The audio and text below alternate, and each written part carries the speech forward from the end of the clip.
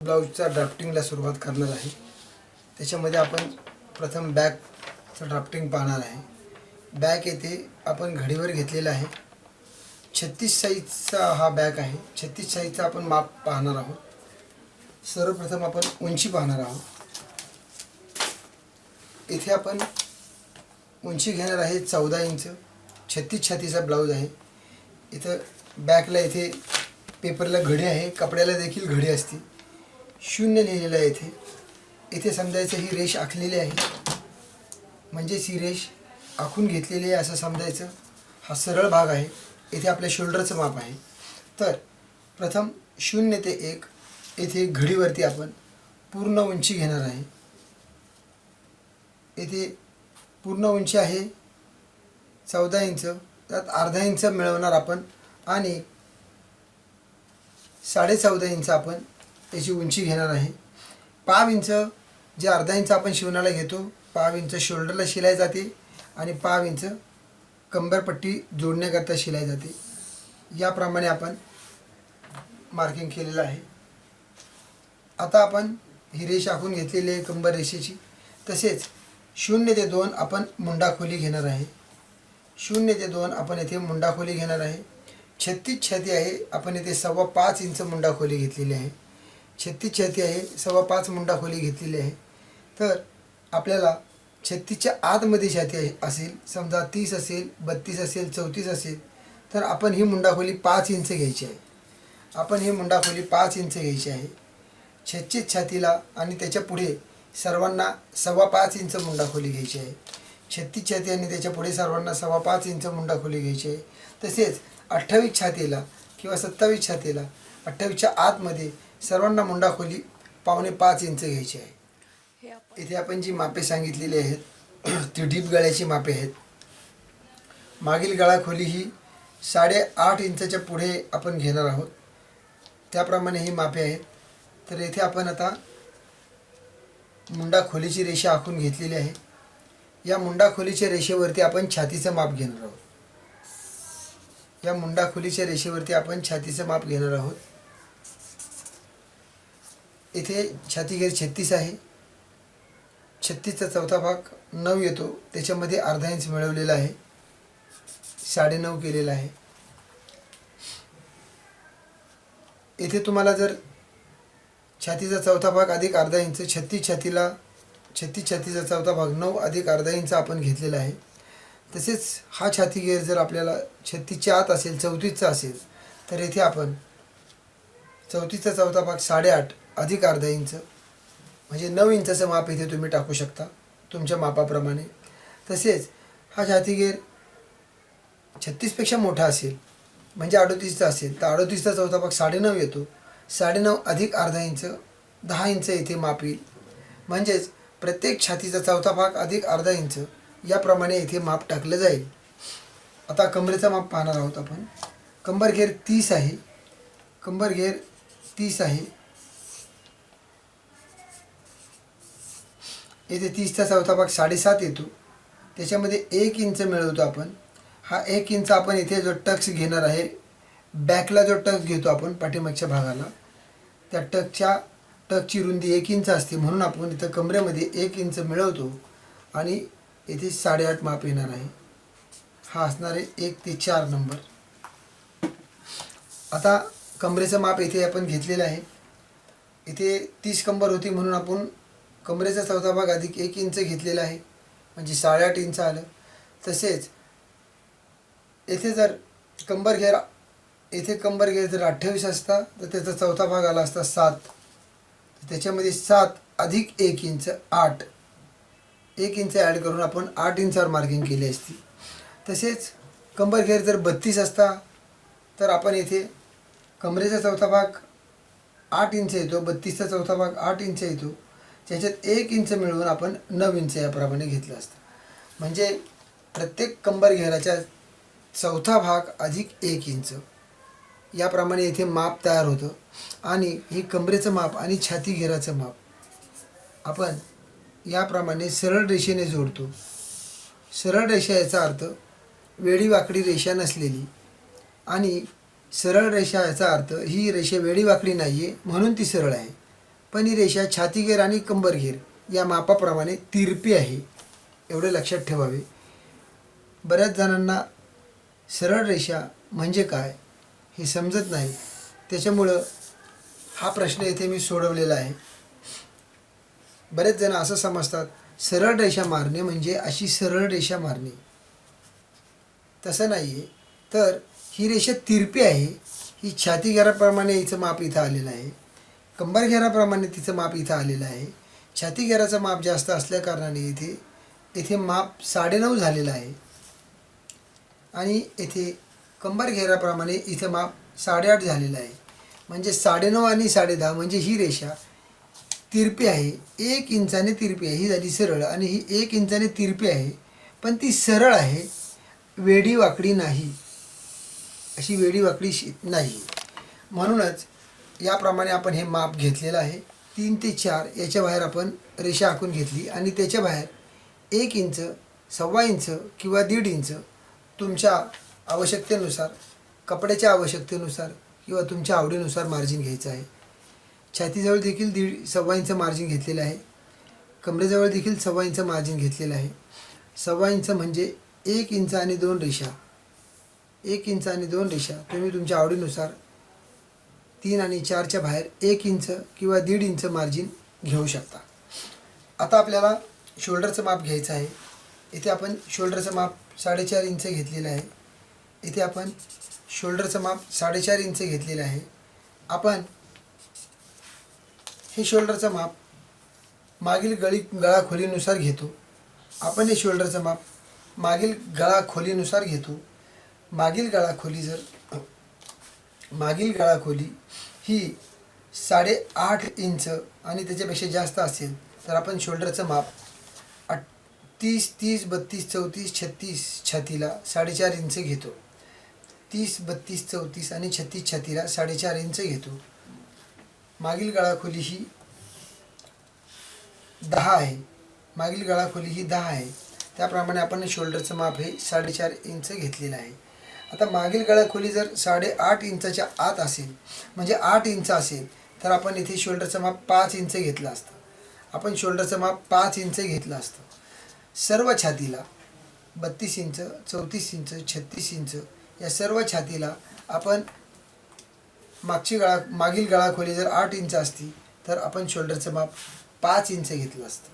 तर याप्रमाणे आपल्या पुस्तकामध्ये मागील गळाखोलीनुसार शोल्डरच्या मापात बदल दिलेले आहेत.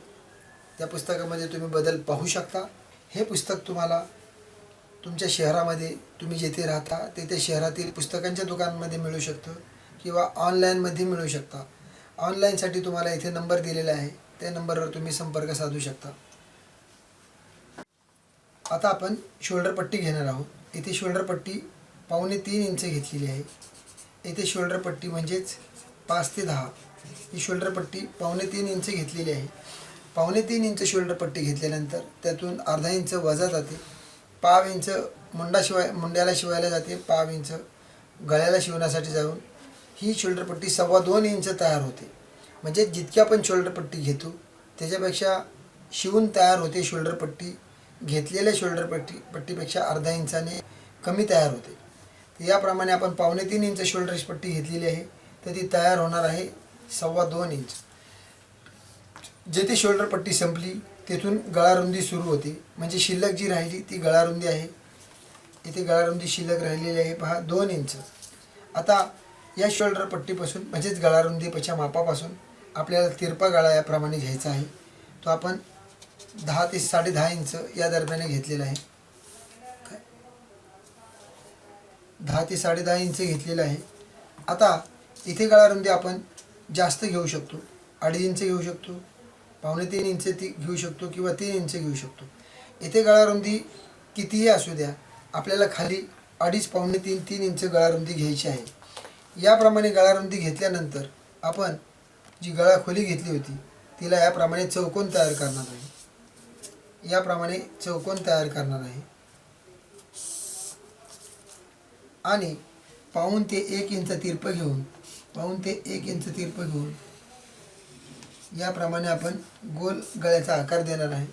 इथे तुम्ही फ्रेंच कर्वचा वापर करून गोल गळ्याचा आकार देऊ शकता.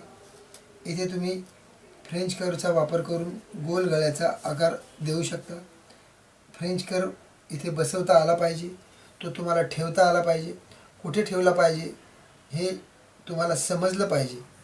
तर याप्रमाणे इथे फ्रेंच कर्व बघा बसून गळ्याचा आकार असा आहे तसाच आलेला आहे. म्हणजेच गळ्याचा आकार देण्याकरता तुम्हाला हाताने देऊ शकता तुम्ही किंवा फ्रेंच कर्वने सुद्धा देऊ शकता. याप्रमाणे आपण मागील गळा खोली घेतलेली आहे आणि मागील गळा खोलीचा आकार दिलेला आहे. आता आपण मुंडा घेराचा आकार देणार आहोत. मुंडा घेरा त्याच्यासाठी आपण मुंडा घेराचं माप पाहणार आहोत. 5 ते 6 ही रेषा आहे आणि 6 ते 3 हे अंतर आपल्याला मोजायचं आहे. हे अंतर शोल्डर रेषेपासून ते छाती घेरापर्यंत जे अंतर आहे ते अंतर आहे 4.5 इंच. त्याचा मध्य 2.25 इंच येतो आणि 1 इंच आपण अलीकडे घेणार आहोत. त्याला 8 नंबर आपण देणार आहोत. 8 ते 5 याप्रमाणे आपल्याला जोडायचे. 8 ते 5 इथे दाखवल्याप्रमाणे आपल्याला जोडायचे आणि अर्धा इंच तिरपं घेऊन तुम्ही फ्रेंच कर्वने आकार देऊ शकता.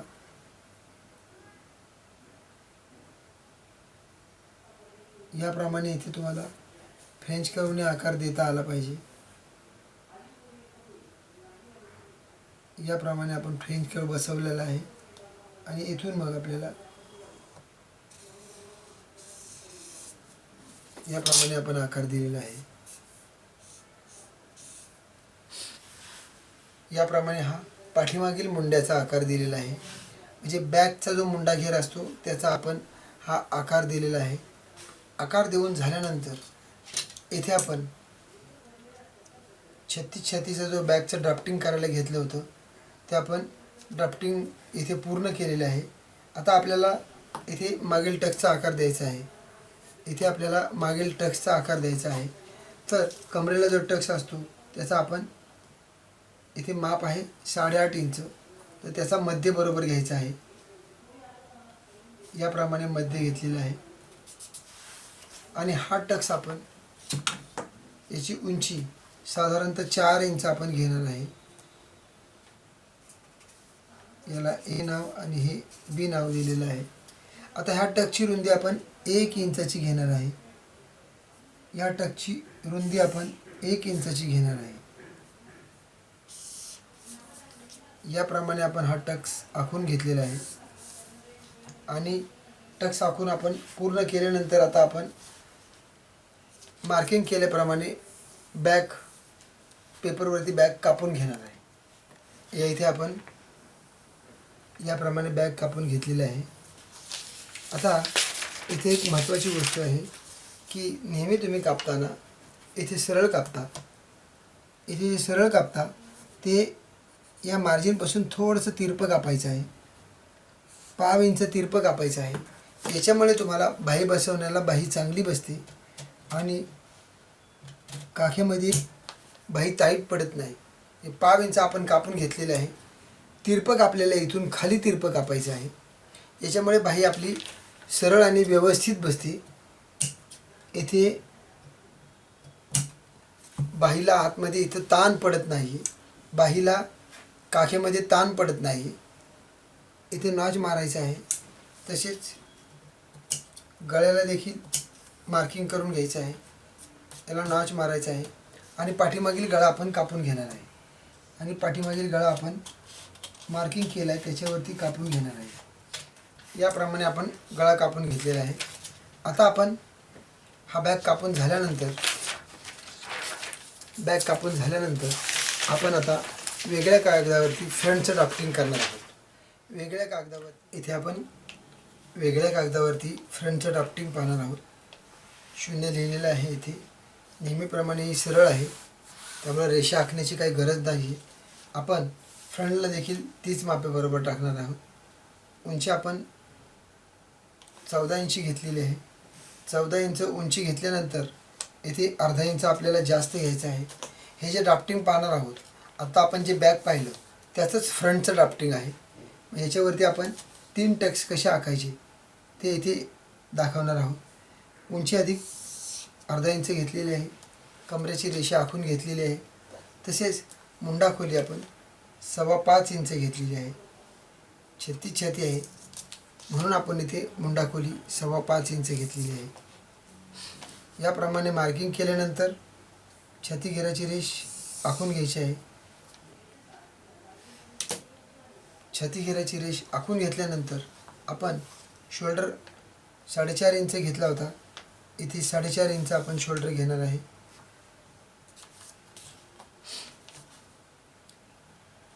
शोल्डरची रेषा देखील आपण आखून घेणार आहे. शोल्डरची रेषा आखून घेतल्यानंतर आता इथे आपण फ्रंटचा मुंड्याचा आकार देणार आहोत. फ्रंटचा मुंड्याचा आकार देणार आहोत. इथे 1.25 ते 1 इंच आपल्याला तिरपं घ्यायचे. 1.25 ते 1 इंच तिरपं घ्यायचे आणि तुम्हाला सांगितलं होतं की इथे 5 इंच खाली घ्यायचे आपल्याला. 1.25 ते 1 इंच तिरपं घ्यायचे आणि आता आपल्याला प्रथम येतं आपल्याला इथे छातीचं माप घ्यायचं आहे. नंतर आपण मुंड्याचं माप घेणार आहोत. इथे आपण 1 इंच तिरपं घेतलेलं आहे. आता आपल्याला छातीचं माप घ्यायचं आहे. छातीचं माप घेताना छातीचा चौथा भाग 9 येतो, त्याच्यात आपण अर्धा इंच ॲड करायचे. इथे आपण 0 ते 2 माप घेतलं होतं, 2 ते 3 आहे. आता आपण कमरेचं माप घेणार आहोत. इथे आपल्याला हा जो टक्स आहे तो रुंद आहे, तो त्याची माहिती तुम्हाला नंतर देणार आहे. हा रुंद घेतलेला आहे म्हणून इथे कमरेचा चौथा भाग अधिक 2 इंच घेतलेला आहे. कंबर घेर 30 आहे आणि छाती घेर 36 आहे. तर आपण इथे कंबर घेर 30चा चौथा भाग 7.5 येतो, त्याच्यात 2 इंच ॲड केले, 8.5 आणि 9.5. कमरेचा चौथा भाग इथे आपण घेतलेला आहे. कमरेचा चौथा भाग आहे 7.5 इंच, त्याच्यामध्ये 2 इंच ॲड केला, आपण 9.5 इंच आपलं माप आलेलं आहे. आपण हे छाती रेषा आणि कंबर रेषा जोडून घ्यायची आहे. पूर्ण करतो आणि याच्या बाहेर आपल्याला 1.25 इंच मार्जिन घ्यायचं आहे. छाती रेषेच्या 1.25 इंच आपण मार्जिन घ्यायचं आहे. हे मार्जिन घेतल्यानंतर इथे कमरेचं माप तुम्हाला सांगणार आहे. इथे कंबर 30 आहे. जर आता आपली कंबर 34 असती, कंबर घेर 34 असती, तर त्याचा चौथा भाग येतो 8.5 इंच. याच्यात 2 इंच मिळवले म्हणजे 9.5 आणि 10.5 अधिक 2 बरोबर 10.5. हे कमरेचं माप आलं असतं. याप्रमाणे आपण माप घेतलेलं आहे. आता आपण मुंडा घेराचं माप पाहणार आहोत. 1 इंच इथे तिरपं घेतल्यानंतर आपल्याला 5 इंच याप्रमाणे असं खाली जायचं आहे आणि मुंडा घेराचं माप फ्रेंच कर्वनी याप्रमाणे द्यायचं आहे.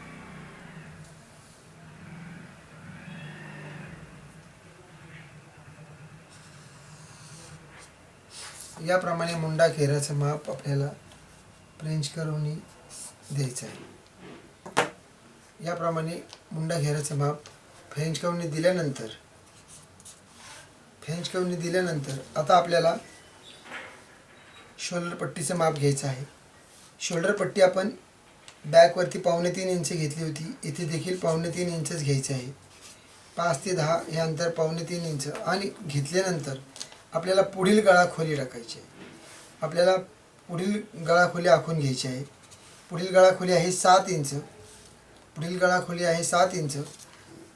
इथे जरी रुंदी कमी असली, वरती गळ्याची रुंदी जरी 2 इंचच असली, तरी खाली मात्र ती आपल्याला 2.5-3 इंच घ्यायची आहे. तरी इथे गळा रुंदी आपल्याला 2.5-3 इंच घ्यायची आहे. याप्रमाणे गळा रुंदी आखून घेतल्यानंतर आता आपल्याला पुढील गळ्याचा आकार द्यायचा आहे. 1 इंच किंवा 1.25 इंच तिरपे घेऊन याप्रमाणे फ्रेंच कर्व ठेवायचा आपल्याला.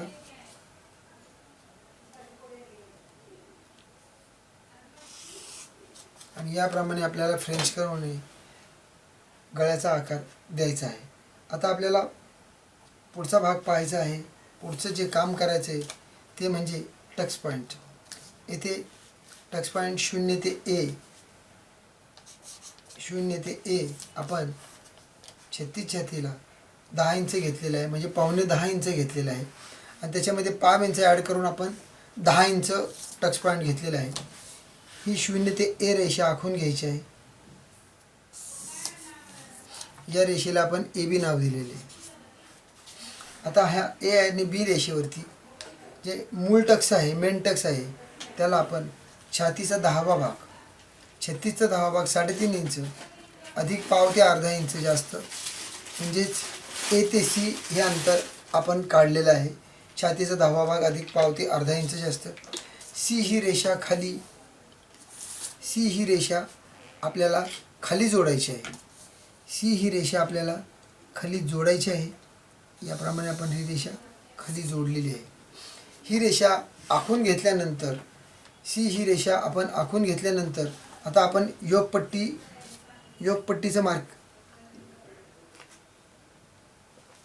योगपट्टी आपण घेणार आहोत. योगपट्टीचं मार्किंग करणार आहोत. आपल्याला इथे 1 ते 12 1.5 इंच वरती घ्यायचं आहे आणि 4 ते 13 हे देखील 1.5 इंच वरती घ्यायचं आहे. ही रेषा याप्रमाणे आखून घ्यायची आहे. 12-13 जोडायचं आहे.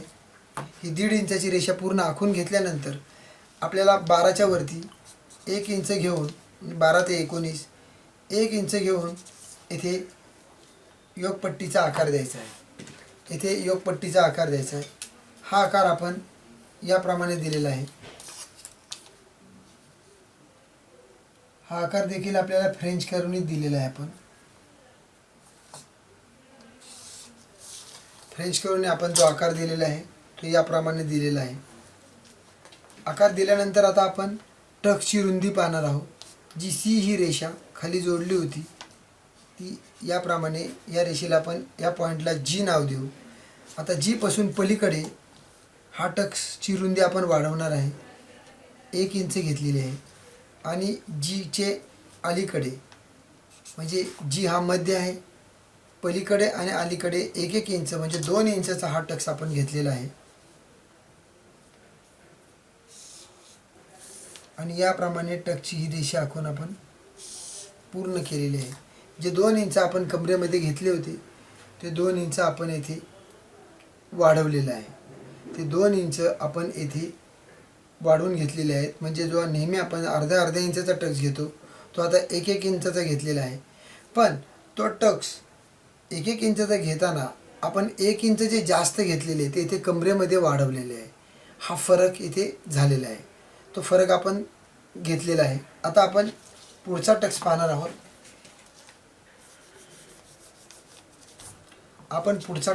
आहोत.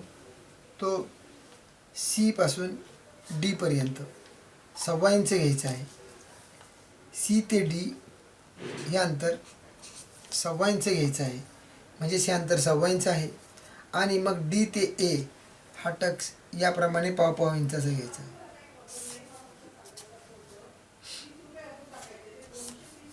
इथे आपण जो टक्स रुंदी घेतलेली आहे ती जर छाती 32 असेल, 34 असेल तर इथे आपण नेहमी अर्धा इंचाचा टक्स घेतो. इथे आपण अर्धा इंचाचा टक्स घेतो. आणि 36 छातीच्या पुढे जर टक्स असेल हा टक्स जर 40 छातीचा असेल तर तुम्ही एका बाजूला 1.25 इंच आणि दुसऱ्या बाजूला 1.25 इंच असा टोटल 2.5 इंचाचा टक्स घेऊ शकता. म्हणजे आपण वन टक्सला ज्याप्रमाणे मोठा टक्स घेतो तसा इथे 2.5 इंचाचा टक्स तुम्ही घेऊ शकता. व 2.5 इंचाचा टक्स घेतल्यानंतर कमरेमध्ये जे मार्जिन वाढणार आहे तर 2.5 इंच मार्जिन तुम्हाला कमरेमध्ये वाढवावं लागणार आहे. 2.5 इंच मार्जिन तुम्हाला कमरेवर वाढवावं लागणार आहे. म्हणजेच येथे कमरेचा चौथा भाग अधिक 2.5 इंच घेणार आहात. आणि छाती आणि कंबरची रेषा जोडल्यानंतर त्याच्या बाहेर तुम्ही 1 ते 1.5 इंच मार्जिन घ्यायचं आहे. याप्रमाणे तुम्ही मोठ्या छातीला 1.25 इंचाचा टक्स मारू शकता. तसेच लहान छातीला देखील तुम्ही हा टक्स कमी करू शकता. म्हणजेच ज्याच्या कटोरीच्या आकाराप्रमाणे, त्यांच्या फपच्या आकाराप्रमाणे तुम्ही हा टक्सची रुंदी कमी जास्त करू शकता. आता समजा 32 छातीगैर असेल आणि त्याला जर हा टक्स घ्यायचा असेल तर सी ते जी ही जी रेषा आहे त्या जीच्या अलीकडे अर्धा इंच आणि जीच्या पलीकडे अर्धा इंच याप्रमाणे टक्सची रुंदी घेऊन तुम्ही हा टक्स पूर्ण करू शकता.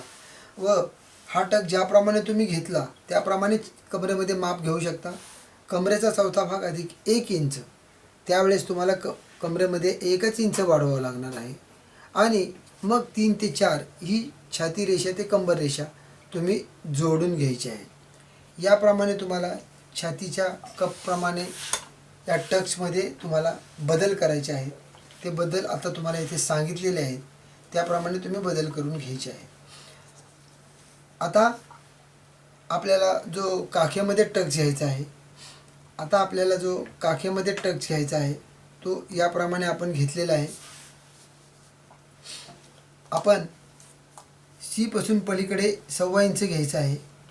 आपण सी पासून पलीकडे 1.25 इंच मार्क करायचा आहे व त्याच्यावरती आपल्याला 1.5 इंचाचं मार्क करायचं आहे.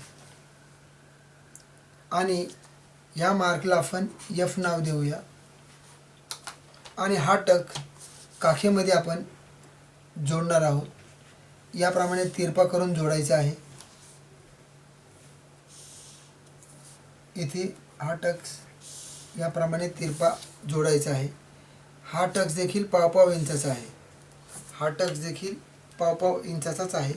हा आपण जिथे आपला 8 नंबरचा पॉईंट येतो त्याच्या थोडा अलीकडे किंवा पलीकडं हा टक्स तुम्ही घेऊ शकता, किंवा 8 नंबरवरती 8च्या पॉईंटला देखील तुम्ही घेऊ शकता. बॅकवरती जो आपला 8चा पॉईंट येतो तिथे तुम्ही हा टक्स घेऊ शकता. किंवा टक्स मारताना तुम्ही फ्रंटचे डावीकडचा आणि उजवीकडचा हे दोन्ही टक्स ठराविक अंतरावर इथे आलेले पाहिजे. तिथे कापड, जिथे तुमचं कापड जुळतं तिथेच तुम्ही कापड हा टक्स घ्यायचा आहे. याप्रमाणे आपण हे 3 टक्स आखून घेतलेले आहेत. आता काखेतला जो टक्स आहे तो अर्धा इंचाचा आहे. त्याचं मार्जिन आपण इथे अर्धा इंच वाढवणार आहे. याप्रमाणे अंतर आपण वाढवून घेणार आहे. याप्रमाणे आपण इथे पूर्ण अर्धा इंच वाढवून घेणार आहे.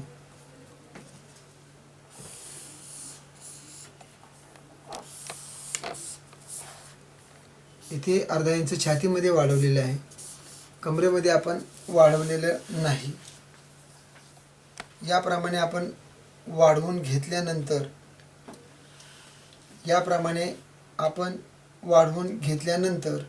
आता आपल्याला हा जो टक्स आहे तो देखील अर्धा इंचाने वाढवायचा आहे. हा टक्स आपण जो घेतलेला आहे त्याच्यासाठी आपण फ्रंटमध्ये वाढवणार आहोत. आपण फ्रंटमध्ये त्याचे बदल करणार आहोत.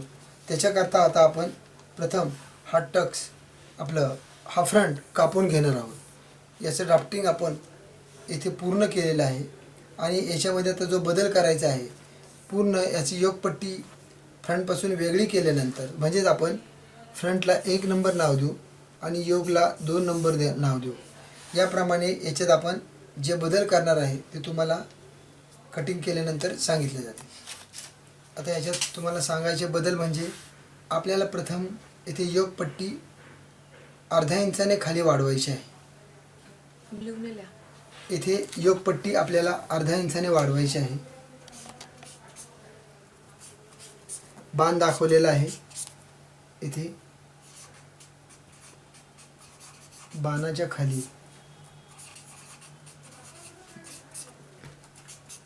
अर्धा इंच वाढविणे. योगपट्टी आवश्यकतेनुसार लहान मोठी करता येते, वाढविणे. इथे बाणाच्या खाली अर्धा इंच वाढविणे म्हणजेच योगपट्टी अर्धा इंचाने आपण वाढवणार आहे. तसेच हा फ्रंट देखील आपण अर्धा इंचाने वाढवणार आहे. येथे फ्रंट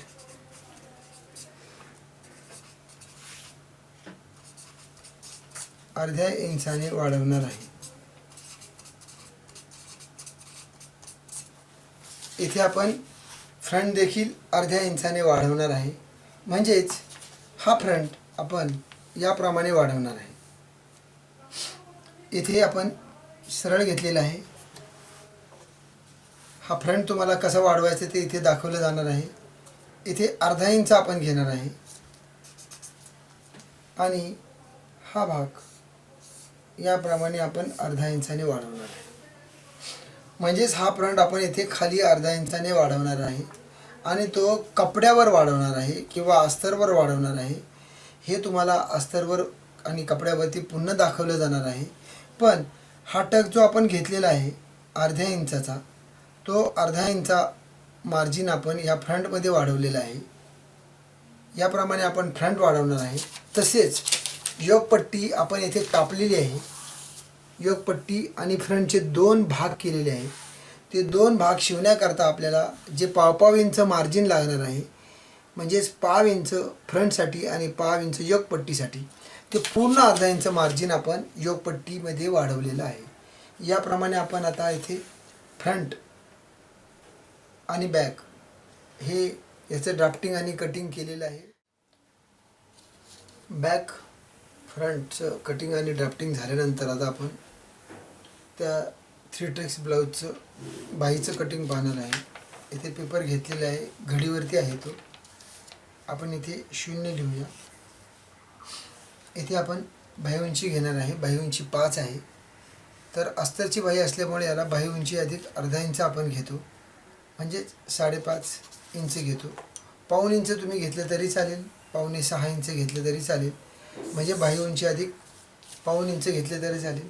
जर इथे साधी बाही असती, सिंगल बाही असती, म्हणजेच अस्तरची बाही नसती, तर आपण बाही उंची अधिक 1.5 इंच घेतलं असतं. अर्धा इंचावरती शिवणाला जातं आणि 1 इंच फोल्डिंग पट्टीला जातं.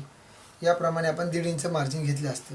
इथे अस्तरची बाही म्हणून बाही उंची अधिक अर्धा ते पाऊण इंच आपण घेतलेला आहे. आता आपण याला 1 नंबर दिलेला आहे. आता आपण मुंडाखोली घेतलेली आहे. मुंडाखोली 3.25 इंच घेतलेली आहे. मुंडाखोली म्हणजेच आर्महोल, म्हणजेच 0 ते 2 हे अंतर. 0 ते 2 हे अंतर याला मुंडाखोली म्हणतात. लक्षात राहू द्या, या अंतराला मुंडाखोली हे नाव आहे. तुम्ही तुमच्या पद्धतीने कोणतेही नाव देऊ शकता. तर ही मुंडाखोली आपण साधारणतः 3, 3.25, 3.5 इंच घेतो. आपण 30 आणि 32 छातीला ही मुंडाखोली 3 इंच घेतो. 34 आणि 36 छातीला ही मुंडाखोली आपण 3.25 इंच घेतो. 30 आणि 32 छातीला 3 इंच घेतो. 34 आणि 36 छातीला 3.25 इंच घेतो. आणि 36च्या पुढे सर्वांना आपण मुंडाखोली 3.5 इंच घेतो. तसेच बाही उंची लहान असेल, बाही उंची 4 असेल, तर हे मुंडाखोलीचं अंतर आपण 4च्या निम्म 2 इंच, म्हणजे 2 ते 2.5 इंच मुंडाखोली घेतो.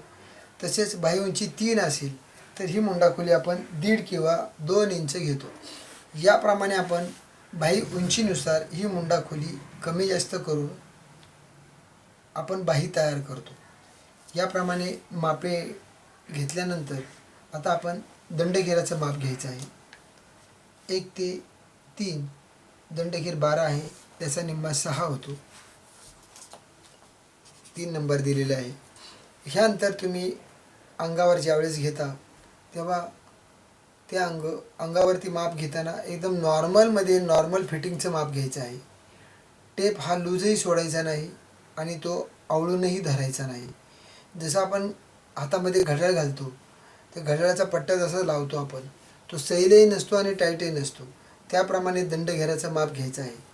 आता आपण दंडघेर टाकताना इथे दंडघेराचा निम्मा हा शब्द का वापरतो, तर ही बाही उघडल्यानंतर बघा, बाही उघडल्यानंतर इथे हा 6 आणि इकडचे 6 कटिंग करताना आपण दोन्ही घडीवर कापतो, म्हणजे इकडचे 6 12 इंच, हे 12 इंच पूर्ण होतात.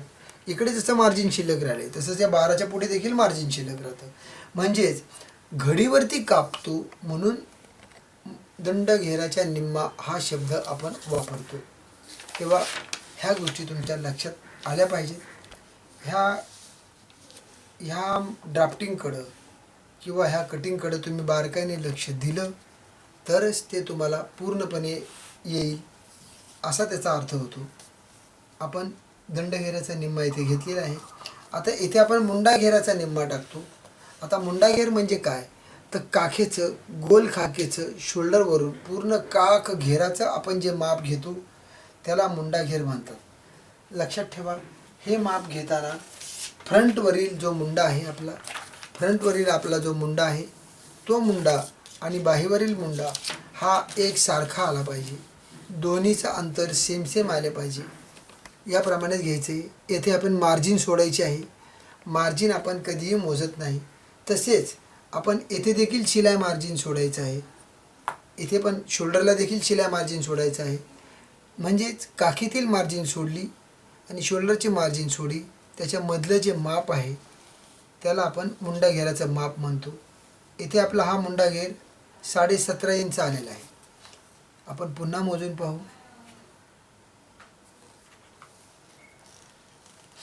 हा मुंडा घेर आपला 17.5 इंच आलेला आहे. तर ही 17.5 इंच आपण बरोबर ह्या मुंड्यावर टाकायचं आहे. म्हणजेच आपण इथे 17 माप घ्यायचं आहे. ते जेव्हा आकारात फिरते तेव्हा पाव इंचाने वाढते. म्हणजेच आपण मुंड्यावर मोजलेलं माप, हे मोजलेलं माप आपण इथे घेणार आहे. हे पहा 17.5 इंच इथे मी मार्किंग करतो आणि आपल्याला 1.25 इंच मार्जिन पुढे घ्यायचं आहे. 3 आणि 4 नंबर याप्रमाणे जोडायचे आहेत. 3 आणि 4 नंबर याप्रमाणे जोडायचे आहेत. बाहेर आपल्याला 1.25 इंच मार्जिन घ्यायचे आहे. हे जे मार्जिन आहे ते फ्रंटवरील मार्जिन, बॅकवरील मार्जिन आणि बाहीवरील मार्जिन एकसारखं आलं पाहिजे. नाहीतर बाही जोडायला गेल्यानंतर ती कमी किंवा जास्त होऊ शकते. येथे देखील आपण 1.5 इंच तिरपं घ्यायचं आहे. पहा याप्रमाणे 1.5 इंच तिरपं घ्यायचं आहे आणि याप्रमाणे आपण मागील मुंड्याचा आकार दिलेला आहे. तसाच हा देखील आपण फ्रंट मुंड्याचा आकार दिलेला आहे. याप्रमाणे आकार दिल्यानंतर आता आपण हा मुंडा घेर पुन्हा मोजून पाहायचा आहे. हा आकारात मोजला तर हा 17.5 भरणार आहे.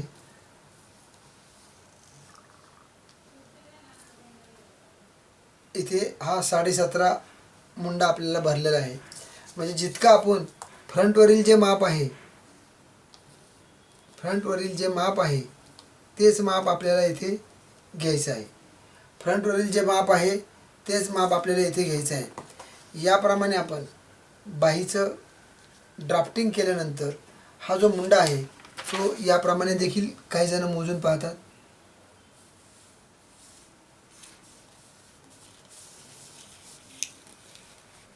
पहा इथे आपलं मार्जिन हे कमी आलेलं आहे. मार्जिन कमी आलेलं आहे म्हणजे मार्जिन सोडून आपलं मुंडा घेराचं माप आलं पाहिजे. याप्रमाणे आपण बाहीचं ड्राफ्टिंग केल्यानंतर आता आपण बॅक मुंड्याच्या आकाराने ही बाही कापून घेणार आहे. बॅक मुंड्याच्या आकाराने ही बाही कापून घेणार आहे.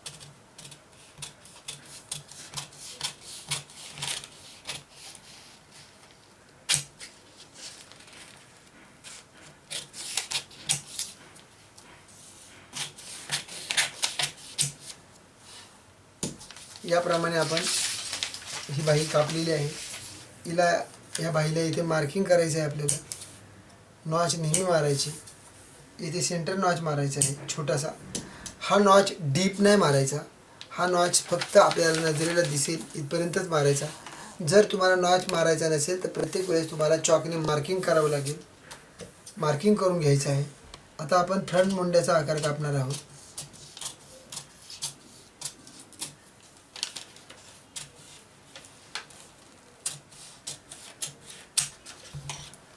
याप्रमाणे आपण हा फ्रंट मुंड्याचा आकार कापलेला आहे आणि आपण जो 3 टक्स असलेला 3 टक्स असलेला ब्लाऊजचं जे कटिंग आणि ड्राफ्टिंग केलं त्याची ही 5 इंच उंचीची बाही आपण कापून तयार केलेली आहे.